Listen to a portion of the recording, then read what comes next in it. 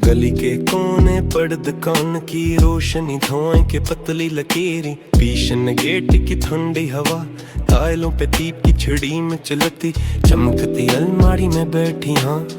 कैमरे के झलक आंख में, पुलिस के बैल पनिया वजन, बाड़ी कैमरे की तांग में,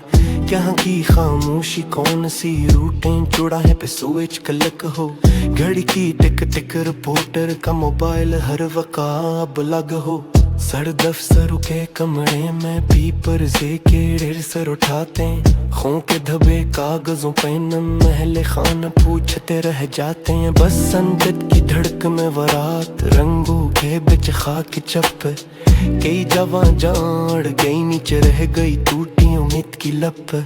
खातिन के कुछ कदम दलेज पे सुर पर कांटे लुट के हैं, रहनुमाई के दरवाजे बंद, अदाड़ों के खाने घुट के हैं,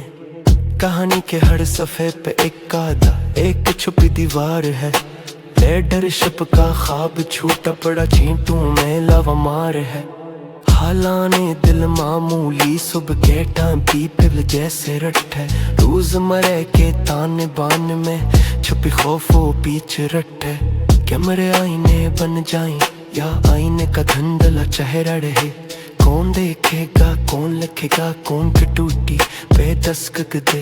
रोश रोशन रहा सादा नहीं, शोर में कलम घूमता है, मकामी बाजार में चाय का कप खिड़की पे जलन होती है,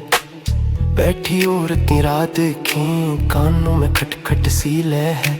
नाम के पीछे सर दफ्तरी आवाजों की एक टूट सी रह है।